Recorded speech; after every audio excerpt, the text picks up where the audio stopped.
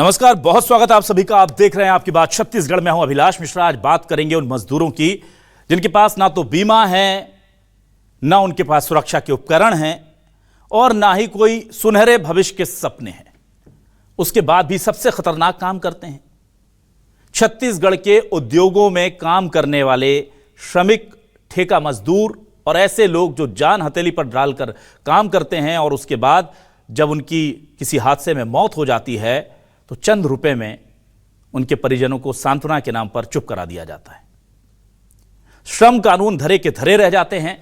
मानवीय संवेदनाएं दम तोड़ देती हैं और ऐसा नहीं है कि एक दो हादसे होते हैं। आपको पता है पिछले 3 साल में लगभग कांग्रेस का दावा है पिछले 3 साल में करीब 300 लोगों की, मजदूरों की सिर्फ औद्योगिक हादसों में मौत हुई है। यह डेटा अगर आप ऐसे समझेंगे तो हर साल 100 लोग, यानी कि हर 3.5 दिन पर एक आदमी औद्योगिक हादसों में मौत के शिकार हो रहे हैं। और वो कौन है? श्रमिक मजदूर, वो जो सबसे कम सैलरी में शोषित होते हुए काम करते हैं।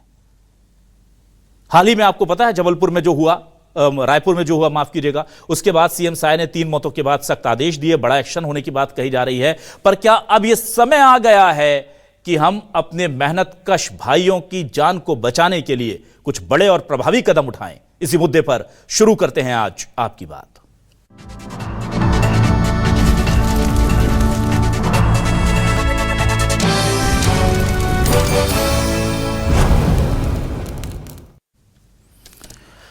सबसे पहले सुनिए मजदूरों का क्या कहना है, उनके साथ कैसे शोषण होता है और उनके साथियों के जाने के बाद उनके दिल पर क्या बीतती है। जरा सुनिए।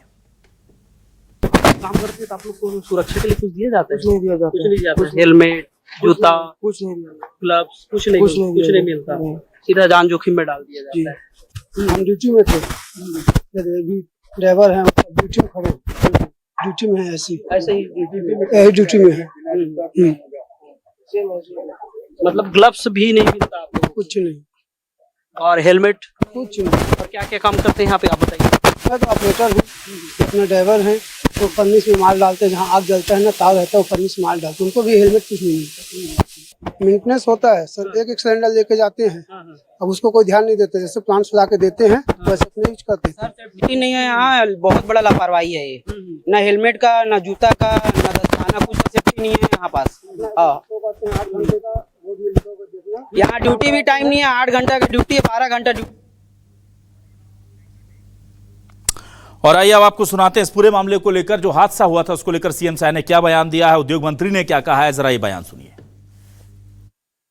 कार्रवाई हुई है, फैक्ट्री को बंद किया गया है और उनको अच्छा मुआवजा मिले, सबका है। और आगे फैक्ट्रियों में सुरक्षा का पुख्ता इंतजाम होगा। कार्रवाई हुई है, फैक्ट्री को बंद किया गया है और उनको अच्छा मुआवजा मिले, सबका है। और आगे फैक्ट्रियों में सुरक्षा का पुख्ता इंतजाम होगा।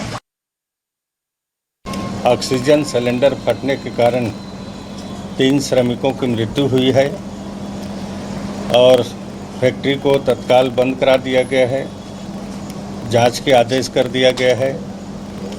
और साथ ही साथ फैक्ट्री को जो प्रबंधन है, उनसे जो श्रमिक हैं मृत्यु हुए हैं, उनके परिजनों को आर्थिक सहायता हेतु 33 लाख रुपया का मुआवजा का प्रावधान भी किया गया है। और आइए आपको सुनाते हैं इस पूरे मामले को लेकर कांग्रेस का क्या कहना है। सुशील आनंद शुक्ला श्रमिकों की बात कैसे रख रहे हैं, जरा सुनिए। छत्तीसगढ़ में पिछले 2.5 साल में लगभग 150 से अधिक मजदूरों की मौत औद्योगिक दुर्घटना में हुई है और सरकार हाथ पे हाथ धरे बैठी हुई है। जब कोई घटना होती है तो उद्योग मंत्री का बयान आता है, मुख्यमंत्री का बयान आता है कि हम कड़ी कार्रवाई करेंगे, हम जांच करेंगे, लेकिन रूटीन वे में उद्योग विभाग के द्वारा उद्योगों में जो सेफ्टी की जांच की जानी चाहिए वो नहीं की जा रही है। इसके कारण, इस आपराधिक लापरवाही के कारण मजदूरों की जान जा रही है। इस मामले में जो भी दोषी हो उनके खिलाफ कड़ी कार्रवाई होनी चाहिए और जो मृतक मजदूर हैं सबको 1-1 करोड़ रुपए का मुआवजा दिया जाना चाहिए और प्रबंधन पे आपराधिक लापरवाही का मुकदमा दर्ज हो और उद्योग विभाग की भी जिम्मेदारी तय होना चाहिए। और आइए अब देखते हैं सवाल क्या है। सवाल लेकर आ रहे हैं आपके टेलीविजन स्क्रीन पर। सवाल ये रहे आपके सामने, छत्तीसगढ़ में हर साल 100 मजदूर गंवा रहे जान, औद्योगिक दुर्घटनाओं पर क्यों नहीं किसी का ध्यान?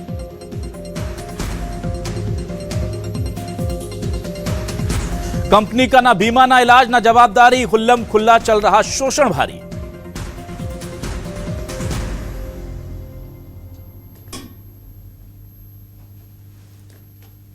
कांग्रेस बोली उद्योगों के साथ खड़ी है बीजेपी, बीजेपी बोली किसी मजदूर की अनदेखी नहीं होगी।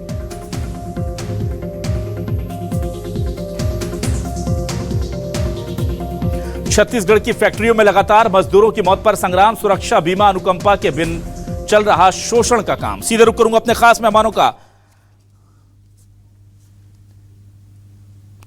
मेरे साथ 4 मेहमान जुड़ रहे हैं। हमारे साथ कांग्रेस से वरिष्ठ नेता प्रवक्ता नितिन भंसाली जी जुड़ गए, उनका स्वागत करूंगा। शताब्दी पांडे जी बीजेपी से वरिष्ठ नेत्री प्रवक्ता बीजेपी से हमारे साथ जुड़ गए, उनका स्वागत करता हूं। अनिल फुसतकर जी हमारे साथ वरिष्ठ पत्रकार जुड़ गए, उनका स्वागत करता हूं। धर्मराज महापात्रा नेता ट्रेड यूनियन हमारे साथ जुड़ गए, उनका स्वागत करता हूं। महापात्रा जी, सबसे पहले आपके पास ही आता हूं। महापात्रा जी, जरा मुझे ये बताइए कि जब डेटा निकालने की कोशिश की जाती है, और यहां नहीं किसी भी राज्य में, तो मुझे जानकर हैरानी होती है कि राज्य सरकारों के पास अपने राज्य के असंगठित क्षेत्र के मजदूरों का एग्जैक्ट डेटा ही नहीं है। वो कहते हैं भाई अलग अलग है, कभी काम करते हैं कभी नहीं करते हैं, क्या करें। हम ईपीएफ से बता सकते हैं, इससे ईपीएफ असंगठित मजदूरों को आधे से ज्यादा के पास तो ईपीएफ ही नहीं है। आप उससे बताएंगे तो सही डेटा आएगा नहीं। और उससे भी बड़ी चीज ये कि लगातार मौतें हो रही हैं, राजधानी रायपुर में मौतें हो रही हैं, ईंट भट्टों में दूर दराज मौत हो जाती है, उसकी तो गिनती नहीं होती। कोई बेचारा मिट्टी खोदते हुए दब जाता है, उसकी गिनती नहीं होती मजदूर की। तो इस पर आखिर क्या वक्त आ गया है जब कड़ा संज्ञान लिया जाना चाहिए? देखिए, बात यह है, जो सवाल आपने उठाया वो केवल छत्तीसगढ़ नहीं, पूरे देश के पैमाने पर आप सबसे जायज सवाल है। अभी आपने हाल ही में देखा होगा वेदांता का जो नया पावर प्लांट है शक्ति में, उसमें जो बॉयलर हादसे हुए, उसमें जो है 15 से ज्यादा मजदूर मारे गए। आंकड़ों के बारे में मैं नहीं जाऊंगा क्योंकि आंकड़ों पर विस्तार से आपने बात की है। सबसे बड़ी विडंबना यही है कि छत्तीसगढ़ के अंदर इस मामले में, चाहे वो श्रम विभाग हो, श्रम कल्याण मंडल हो, औद्योगिक सुरक्षा का जो अलग से विभाग है इंडस्ट्रियल सिक्योरिटी का वो हो, ये सारी पूरी तौर पर पंगु बना दिए गए। और अभी केंद्र सरकार ने ऑलरेडी, आपको मालूम होगा, मजदूरों ने लंबे संघर्षों के बाद जो 44 श्रम कानून इस देश के अंदर हासिल किया था, जिसमें अंग्रेजों के जमाने में बनाया हुआ कानून, ट्रेड यूनियन बनाने के अधिकार का कानून 1926 ट्रेड यूनियन एक्ट से लेकर मिनिमम वेज एक्ट हो, बोनस एक्ट हो, कॉन्ट्रैक्ट लेबर एबॉलिशन एक्ट हो, इंडस्ट्रियल डिस्प्यूट एक्ट 1947 हो, या फिर ईपीएफ एक्ट 1952, या ईएसआई एक्ट, या सेल्स प्रमोशन एम्प्लॉयज एक्ट 1976, लंबे संघर्षों के बाद जो कुछ भी कानूनी अधिकार मजदूरों ने हासिल किए थे, उन सारे कानूनों को जो है 44 से ज्यादा श्रम कानूनों को समाप्त करके उन्हें 4 श्रम संहिताओं में तब्दील कर दिया। और हम समझते हैं आजाद भारत के इतिहास में देश की संसद में विपक्ष की अनुपस्थिति में इस केंद्र की सरकार ने इस कानून को पारित किया। उसमें ये कुछ और नहीं बल्कि मजदूरों के गुलामी का दस्तावेज। हम तो ये सवाल उठा रहे हैं कि सबसे बड़ा सवाल ये है, इस औद्योगिक दुर्घटना के लिए जिम्मेदार कौन है? किसी की जवाबदेही तय होगी? कौन इसके लिए जिम्मेदार है? अभी जो है हम मुख्यमंत्री जी का बयान सुन रहे थे, वो बोल रहे थे मुआवजे का प्रावधान किया जाएगा। उसके बाद एक सरकारी महकमे के अधिकारी है, वो अपना बयान दे रहे थे, वो बोल रहे थे 30 लाख रुपए मुआवजे। अरे इंसान की जान की कीमत क्या 30 लाख रुपए से यहाँ की जा सकती है? या किसी परिवार में जो है किसी बच्चे के सिर का साया छीन लिया जाए, किसी माँ औरत को जो है बेवा कर दिया जाए, किसी माँ से उसकी औलाद छीन ली जाए, और उसके बाद जो है ये कहा जाए कि मुआवजे के जरिए उसकी भरपाई होगी। ये कुछ और नहीं, पूरे छत्तीसगढ़ में आज छत्तीसगढ़ की सरकार श्रम कानून के मामले में पूरी तौर पर पंगु है। जो इन्होंने इंडस्ट्रियल पॉलिसी डिक्लेयर की है, जो हमारे वर्तमान उद्योग मंत्री है, जो बड़ा लवादे के साथ ये दावा कर रहे हैं, और जिन्होंने जो है नई इंडस्ट्रियल पॉलिसी डिक्लेयर की है, उसमें राज्य सरकार ने वादा किया है सारी निजी कंपनियों से। अरे आप जो आंकड़ा दे रहे हैं कि 3 साल के अंदर 300 से ज्यादा मजदूरों की मौतें हुई, ये आंकड़े वो है जो संज्ञान में लिए गए। लेकिन आज जो है पूरे छत्तीसगढ़ के अंदर सारे जो स्पंज आयरन यूनिट है, सारे जो अनऑर्गेनाइज सेक्टर के, या फिर आप जो है स्मॉल स्केल जो इंडस्ट्रीज है वहां तो कोई मजदूरों का लेखा जोखा नहीं है। उनके आने का, उनके जाने का, उनके अटेंडेंस रजिस्टर का। ठीक है धर्मराज महापात्रा जी, आऊंगा आपके पास। ठीक। और इसके लिए जिम्मेदार जो है सरकार की नीतियां। ठीक है नितिन भंसाली जी, देखिए ये दिक्कत तो ये जब 44 एक्ट हटाए गए थे और वो सीधे तौर पर लग रहा था कि इससे श्रमिकों की दिक्कतें बढ़ने वाली है, ट्रेड यूनियन बनाने के जैसे महत्वपूर्ण जो उसमें से प्रावधान थे वो हटाए गए और बहुत दिक्कतें हुई। लेकिन अब जो हादसे हो रहे हैं लगातार उद्योगों के नाम पर, ऐसा लग रहा है सब बलि चढ़ाए जा रहे हैं। आप विकास मासूमों की, मजदूरों की बलि पर नहीं लेंगे। वो जहां हादसे हुए वहां पर हमारी टीम पहुंची, ना उनके पास हेलमेट है सर, ना उनके पास ग्लव्स हैं, ना जूते हैं, चप्पल पहन करके इतनी डिग्री में काम कर रहे हैं, वो मर जाते हैं, गिर जाते हैं, उनका डेटा नहीं होता है क्योंकि ठेका श्रमिक हैं, कॉन्ट्रैक्ट पर दिए गए हैं, उनका बीमा नहीं है, उनकी देखरेख करने वाला नहीं है। और तो और ये सब छोड़िए, श्रम विभाग के पास एग्जैक्ट आंकड़ा नहीं है कि छत्तीसगढ़ में कितने लोग मजदूरी करके, पसीना बहा करके इस राष्ट्र निर्माण में लगे हुए हैं। बहुत ही दुखद है अभिलाष जी। मैं इस 3D उद्योग में कल हुए हादसे में जो मृत परिवार हैं और जो मृतक हैं उनको श्रद्धांजलि अर्पित करते हुए मृतक परिवार हैं उनके प्रति संवेदनाएं प्रकट करता हूं। घायलों के शीघ्र स्वास्थ्य लाभ की कामना करता हूं। साथ ही कांग्रेस पार्टी ने शासन से ये मांग की है कि 1-1 करोड़ रुपया मृतक के परिवार को और 50 लाख रुपया घायलों के परिवार को मुआवजा दिया जाए। सिर्फ ये मुआवजा देने से बात नहीं बनेगी। इन 2.5 सालों में 300 से अधिक इस प्रकार की घटनाएं घट चुकी हैं, जो कि आए दिन हम देखने को मिल रहा है, अखबारों में पढ़े या आपके टीवी चैनल्स में देखें। अभी हाल ही में वेदांता पावर में एक घटना घटी थी कुछ माह पहले, जिसमें 24 मजदूरों की मौत हो गई थी और 50 से अधिक मजदूर घायल हो गए थे। सबसे दुखद इसमें यह है अभिलाष जी कि ये जो कल जो दुर्घटना घटी है ये इस 3D उद्योग में, इसमें जो एक बालक है 17 साल का, उसको तो अवयस्क ही कहा जाएगा। तो ये आपका बाल श्रम निषेध अधिनियम कहाँ गया? वो बालक जो है वो लीकेज सिलेंडर को चेंज कर रहा था और इसी दौरान जो है वो हादसा हुआ। और दुख होता है ऐसे दृश्य देखकर। आपके चैनल में दृश्य भी नहीं देख पा रहे हम, ये विचलित करते हैं ऐसे दृश्य जिसमें यह दिख रहा है कि 100 विक्षिप्त 100-150 मीटर दूर एक शव के जो थे वो टुकड़े इधर उधर गिरे। तो सरकार कहाँ है? इनकी बाकायदा एक उद्योग पॉलिसी होती है। उद्योग पॉलिसी के तहत सारे सुरक्षा मानकों का पालन किया जाता है। सेफ्टी शूज, हेलमेट, ग्लव्स, ये सब उपलब्ध करवाए जाते हैं। जैसा कि आपके टीवी स्क्रीन पे ही मैं देख रहा हूं कि इस प्रकार के सुरक्षा मानकों का कहीं भी पालन नहीं किया गया था। और मुझे ऐसा लगता है कि इसमें सीधे प्रबंधन के ऊपर कार्रवाई होनी चाहिए और कड़ी कार्रवाई होनी चाहिए। साथ ही बाल श्रम निषेध अधिनियम जो है वो शताब्दी पांडे जी मुझे लगता है ज्यादा बेहतर जानती होंगी और वो शायद उसमें सदस्य या उसकी अध्यक्ष भी रही हैं। तो ये नियमों का पालन भी कड़ाई से किया जाना चाहिए। नियमों का पालन न उद्योग नीति का, न बाल श्रम निषेध अधिनियम का कोई पालन नहीं हो रहा है। मन मर्जी से सरकार चल रही है और मन मर्जी से उद्योग संचालित हो रहे हैं। ठीक है, शताब्दी जी के पास, शताब्दी जी आपके पास आते हैं। शताब्दी जी देखिए, जो रायपुर में जो हादसा हुआ ये स्वीकार करेंगे तो बहुत दुखद है, और अगर पेपर्स की बात करेंगे तो कुछ हुआ ही नहीं है। फिर तो पेपर्स पे तो कुछ होता नहीं है, क्योंकि पेपर पे तो सब अच्छा रहता है। एक बच्चा 17 साल का श्रम कानून के अगेंस्ट में वहां काम कर रहा है। रायपुर जैसी जगह पर कोई देखरेख नहीं हो रही है, कोई मॉनिटरिंग नहीं है। लेबर इंस्पेक्टर वहां पर क्या करते हैं नहीं पता।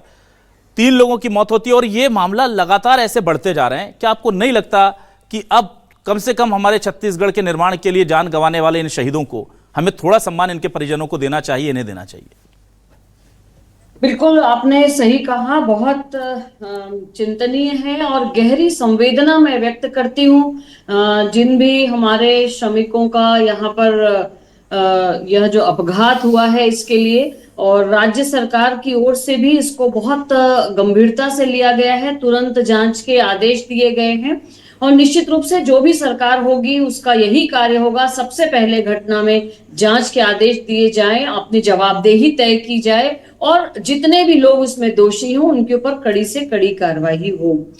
निश्चित रूप से बाल श्रम निषेध के अंतर्गत भी यह जो बालक वहां काम कर रहा था इस पर कार्रवाई जो है वो उनके प्रबंधकों पर होनी चाहिए। और सबसे पहले तो जो प्रबंधक हैं उनके द्वारा कौन कौन से नियमों का पालन नहीं किया गया उसको देखते हुए और इस पर कड़ी कार्रवाई होनी चाहिए। और इसके निर्देश भी मुख्यमंत्री जी ने हमारी भारतीय जनता पार्टी की सरकार ने तुरंत दे दिया है। और कांग्रेस के द्वारा इस दुखद घटना पर राजनीति नहीं करनी चाहिए, ये मैं आग्रह करूंगी। नितिन भंसाली जी ने बाकी सारी बातें सही कही, लेकिन भाजपा सरकार पर ठीकरा फोड़ना ये मुझे लगता है उचित नहीं है, क्योंकि कोई भी सरकार हो, कांग्रेस की हो, भाजपा की हो, किसी की भी सरकार हो, कोई नहीं चाहेगा कि उनके श्रमिकों के साथ इस प्रकार की दुर्घटना हो। हाँ, कहीं ना कहीं ये इस प्रकार की छोटी छोटी जो फैक्ट्रीज बिना नियमों का पालन किए, बिना एसओपी का पालन किए जो लोग संचालित करते हैं, उनके ऊपर पूरी कार्रवाई करनी चाहिए। और अगर एक आध ऐसी फैक्ट्री पर कड़ी कार्रवाई हो जाएगी तो आगे दूसरों को इसकी शिक्षा मिलेगी कि नहीं, हमें भी ऐसा नहीं करना चाहिए अगर हम ये गलतियां करते हैं। बहुत बड़ी गलती है कि वहां के मजदूरों के पास में हमने देखा कि हेलमेट नहीं है, उनके पास जूते नहीं है, उनको ट्रेनिंग तक नहीं दी जा रही है। जैसे मैंने डिबेट में आने के पहले पूरी जानकारी ली, तो जिस फैक्ट्री में ये घटना हुई है वहां इन मजदूरों को पैसा बचाने के लालच में प्रबंधकों ने ऐसे ही रख लिया है उनको मजदूरी के नाम पर। इनको प्रशिक्षण तक नहीं दिया गया है। निश्चित रूप से श्रम विभाग की जवाबदेही बनती है। श्रम विभाग के जो अधिकारी इसमें दोषी पाए जाएंगे, मैं तो कहूंगी उनके ऊपर भी कार्रवाई होनी चाहिए, और यही सरकार की जिम्मेदारी है। रहा सवाल कि जितने भी हमारे हताहत जो मजदूर हैं, उनके परिवार के साथ गहरी संवेदना व्यक्त करते हुए उनको मुआवजा मिलना चाहिए। मुआवजा कोई उसका हल नहीं है, लेकिन ये एक उपाय है परिवार के साथ खड़े होने का, और ये सरकार जरूर करेगी। ठीक है,